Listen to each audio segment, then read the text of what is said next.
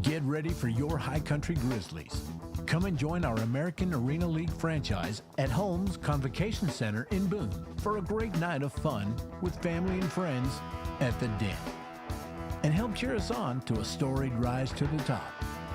Be sure and visit us at highcountrygrizzlies.com for home schedules, tickets, latest news, team merchandise, and of course, to watch the games.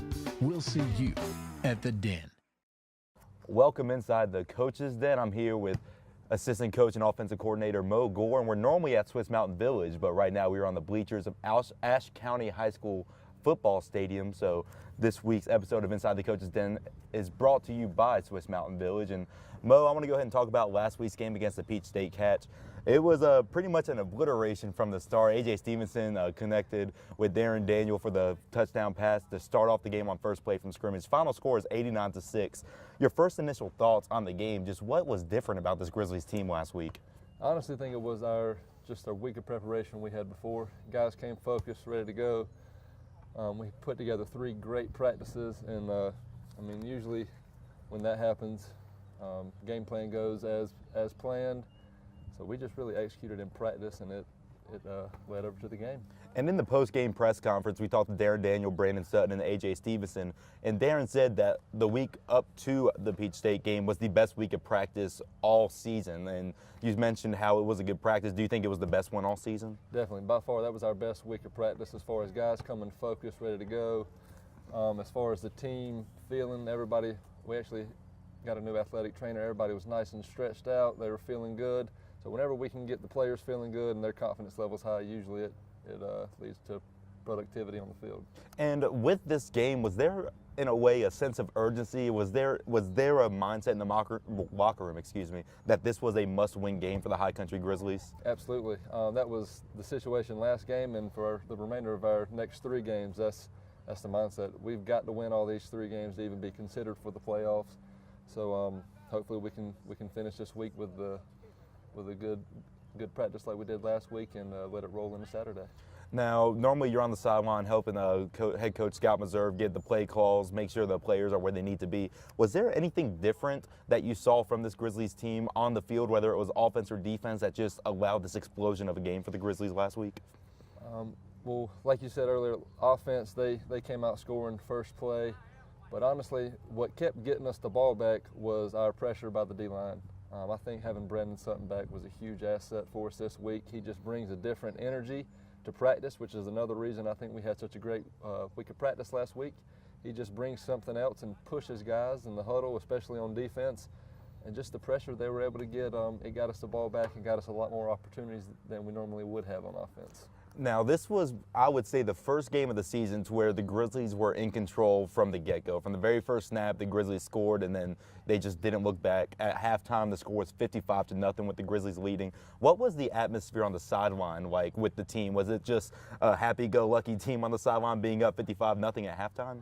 Well, we kind of had the plan going in. We wanted to score as many points as possible, and so we were definitely happy of the success we were having on offense, but we didn't want to stop. We kind of wanted to make a statement with how many points we could put up in this league. So we can start getting some respect, and teams have to worry about that. So hopefully our offense will be clicking just like it was last weekend.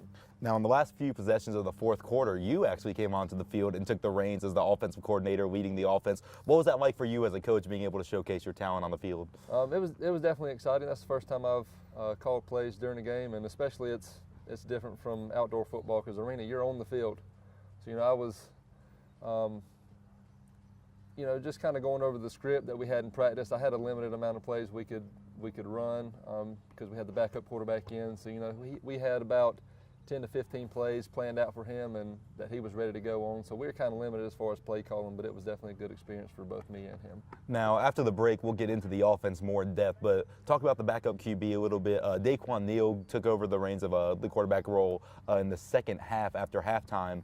Initial thoughts on him? He was dropping some dimes to his receivers. He was clicking on all cylinders since he came into the game. What were your initial thoughts on him, seeing how he acclimated himself to the arena football atmosphere? I was honestly just impressed with the poise that he showed coming in off 2 days of practice and learning a completely new game from the outdoor game. And like I said, 2 days of practice, And he came ready to play. You could tell he was a little bit nervous in the first half when we were putting up those points. He knew his time was coming, and we were warning him, second half is yours, so be ready. But he just showed tremendous poise for a young quarterback that's never played in a professional game, and it really impressed me, Coach Meserve, and hopefully the fans.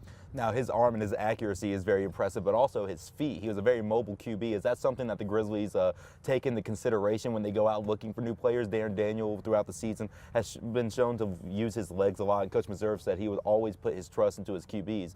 But when you're looking for that backup to to be the secondary to Darren Daniel to help him compete in practice, is a mobile QB what the Grizzlies look for?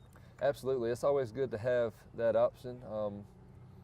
Protection is going to break down at some point or another in a football game, and it's just good for your quarterback to have that option to be able to run, and not only run to get a first down, but run and kind of maneuver in the pocket and find an open receiver if you can. And does the offensive line play a big role into that? Because this is the second consecutive game that the offensive line has not allowed the sack on any QB for the Grizzlies. Absolutely. I think this is the right group for our offensive line. We found our core three, and they have been playing absolutely great football at the line of scrimmage these past few weeks.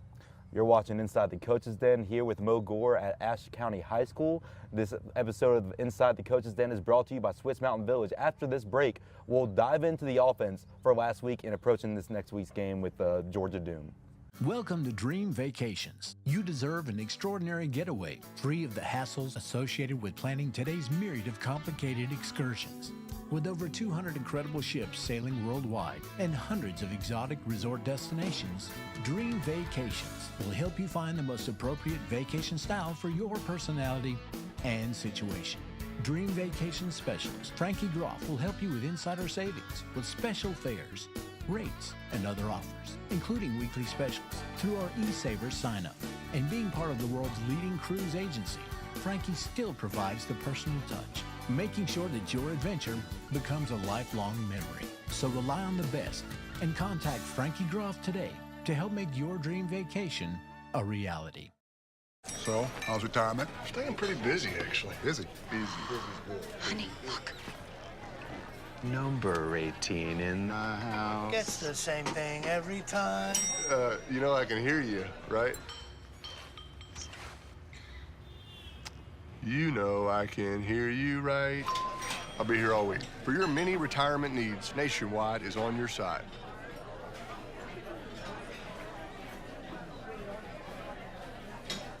Welcome to Capone's Pizza, where fantastic Chicago-style pizza is just one of the many delicious treasures that we offer. From tasty salads, creative appetizers, to calzones and more, Capone's will make you an offer you can't refuse. Adults, step up to the bar for Tuesday's $2 draft and Thursday's half-off wine special. Wednesday is for the kids, where all 12 and under eat for free. Our friendly and talented staff work hard daily to provide a great dining experience. And we're proud sponsors of your High Country Grizzlies. So join us today for lunch or dinner at Capone's Pizza, easy to find at 139 New Market Center in Boone. At Jeff's Plumbing and Repair, we can take care of your broken drain lines, broken water line, broken water heaters, drippy faucets, drippy showers, and anything that can go wrong within your home, hotel, or business. If you're having a problem with your water heater, we can take care of any water heater from 30,000 BTUs up to over 1 million BTUs. Our experienced crew are happy to help you with any questions that you've got and are certified through several manufacturers across the country.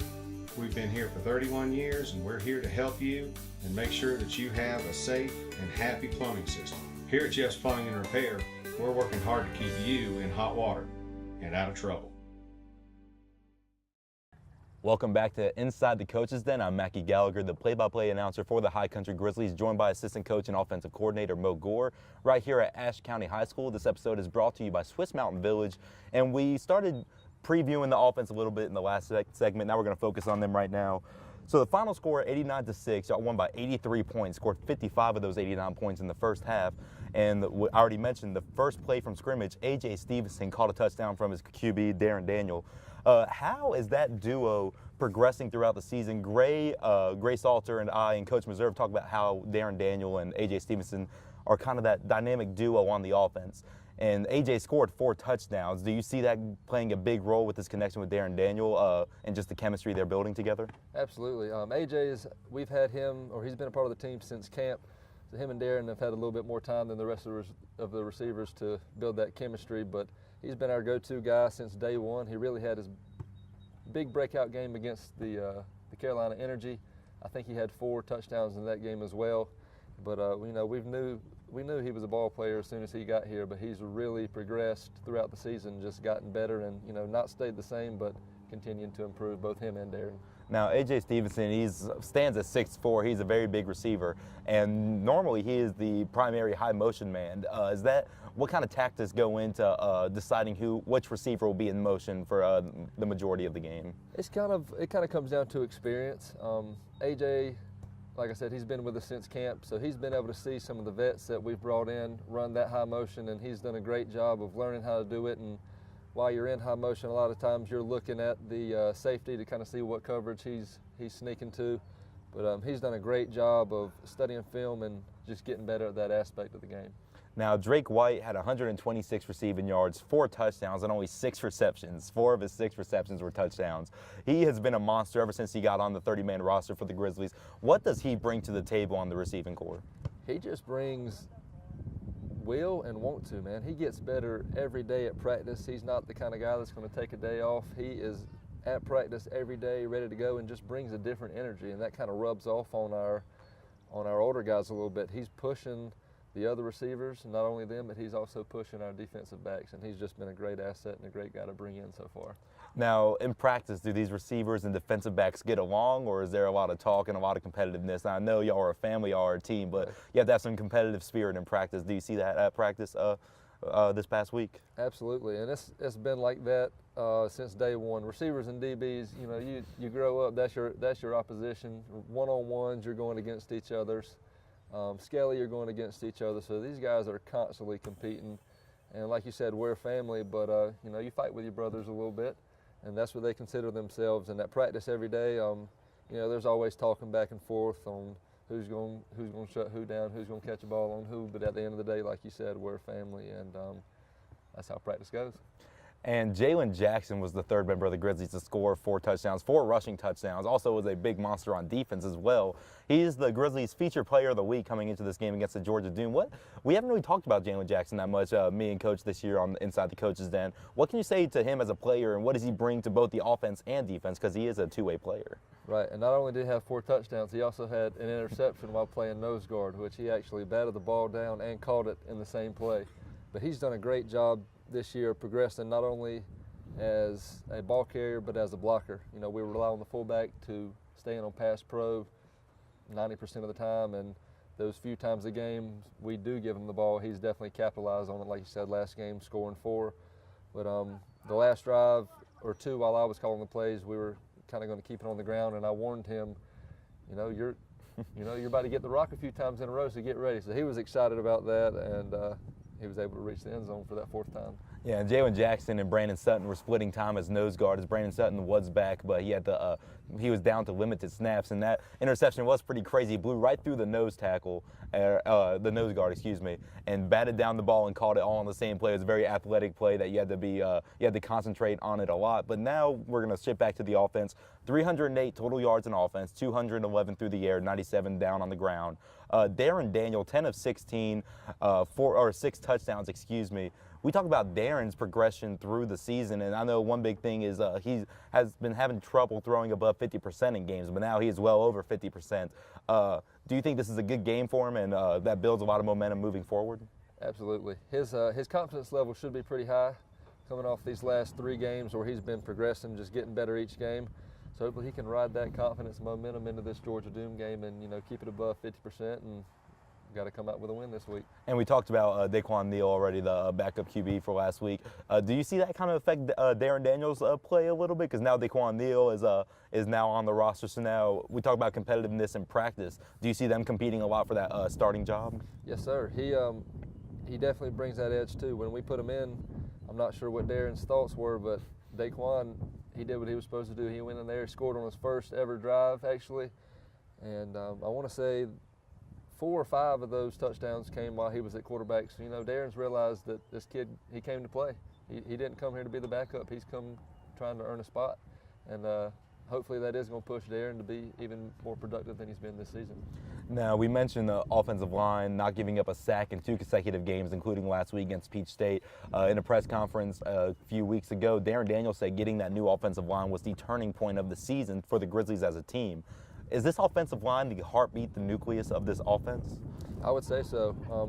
Without having guys that can block for your quarterback, you're not going to be able to get a playoff in this league. So having those 3 core guys that we can depend on, and Darren's not worried about somebody coming off the edge, it really just helps his focus and his mental state just to be able to get the ball off as quick as possible. The High Country Grizzlies look to keep this offensive momentum going into this week's game against the Georgia Doom. You're watching Inside the Coach's Den with Mackie Gallagher and Mo Gore. When we come back, we'll talk a little bit about the defense and preview the game against the Georgia Doom. You do not want to miss it.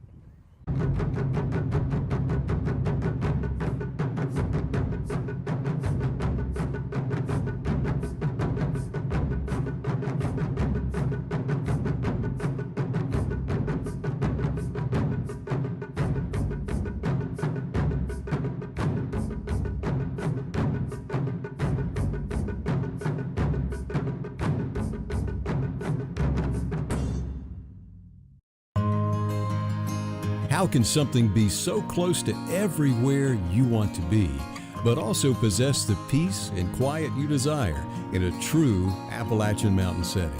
That's what you'll find at Swiss Mountain Village, nestled in a tranquil valley just off the Blue Ridge Parkway and very close to downtown Blowing Rock. For over 35 years, Swiss Mountain Village has been a haven for high country guests and families, a place where the relaxing is easy, a place where you can fish from the fully stocked trout lake or just rock your cares away on the front porch. Then, when it's time for high country activities, you are close to everything. Swiss Mountain Village is only just a few minutes from the Blue Ridge Parkway and Moses Cone Memorial Park. Also, just a few minutes to downtown Blowing Rock, Tanger Shops on the Parkway, Appalachian Ski Mountain and other area ski resorts, Tweetsee Railroad, Appalachian State University in downtown Boone, Grandfather Mountain, and many more. Swiss Mountain Village offers cabins made of rough-hewn logs, complemented by a native stone fireplace. The Swiss chalets feature a unique architectural design. The stairway to the loft actually takes you over the stone fireplace. All of the Swiss Mountain properties are completely furnished with towels, linens, complete kitchens, washers and dryers, gas logs, free Wi-Fi, and cable TV. There's also a clubhouse and outside barbecue. 1, 2, and 3 bedroom plus studio units are available, accommodating from 2 to 8 people.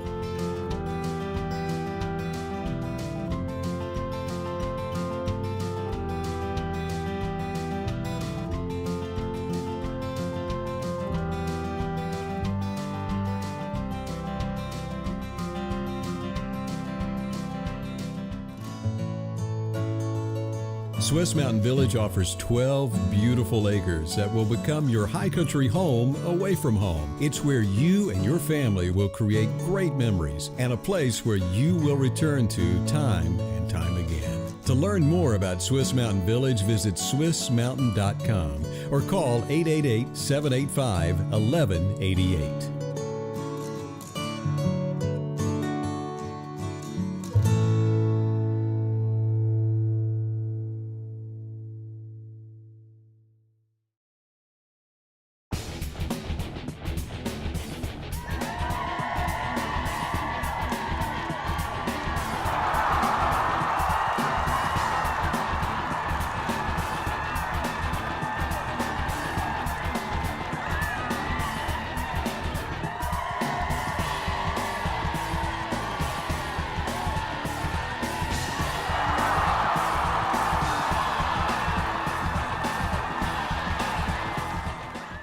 Welcome back inside the Coach's Den here at Ashe County High School, brought to you by Swiss Mountain Village. I'm here with Mo Gore, the offensive coordinator of the High Country Grizzlies. And now, Mo, I'm sorry, I know you're the offensive coordinator, but we will talk about the defense a little bit. That's fun. And the defense had 6 sacks, 3 forced fumbles, all recovered, and 4 interceptions. Now, what was there an emphasis put on takeaways this last week in practice? Because we have saw something from the Grizzlies defense that we have not seen before this season. There actually was. We put a huge emphasis on that last week in practice. We knew we had a good opportunity with Brandon Sutton coming back, getting a solid rush from him up the middle.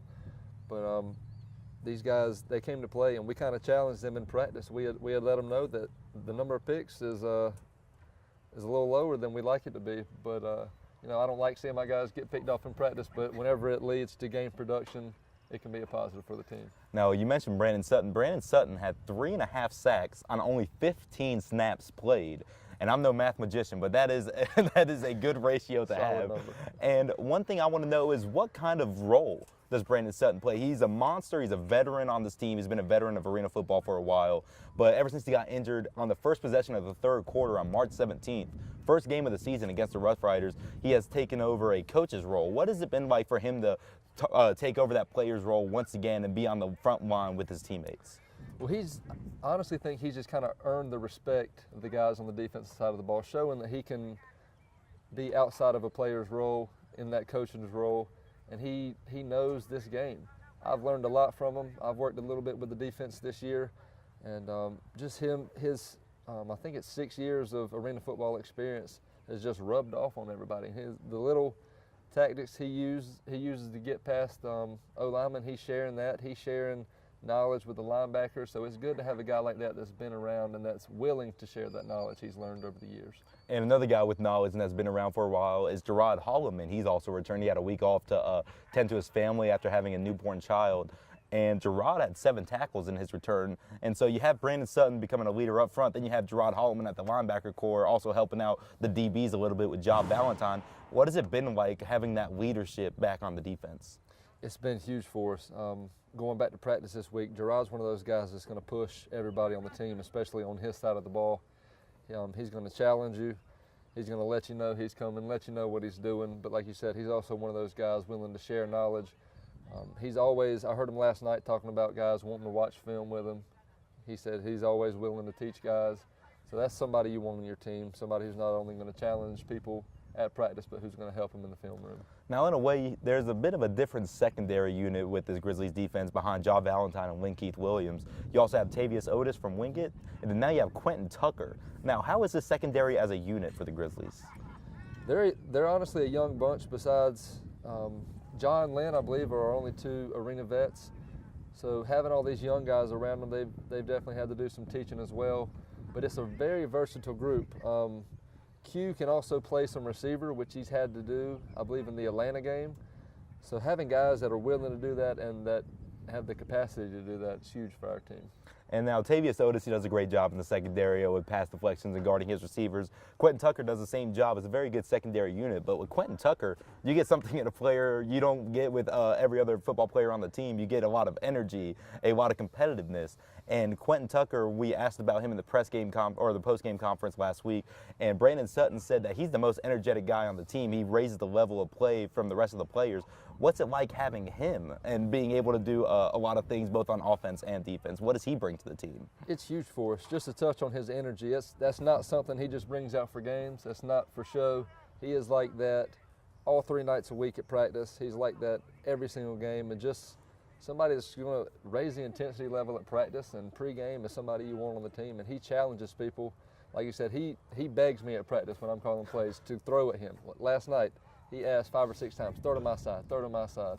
And a guy with that confidence, that's a guy you want on your team. And I kind of refer to him as the honey badger, Teron Matthew from Arizona Cardinals. But we were actually at practice last night watching some, and Quentin Tucker came up to me and he said they don't want to throw over on QT Island. And I just started laughing. He's a very cool guy to talk to. But now with this defense the way it is, you have Gerard Holloman back, you have Brandon Sutton back. When this defense is healthy, are they the most dangerous defense in the American Arena League?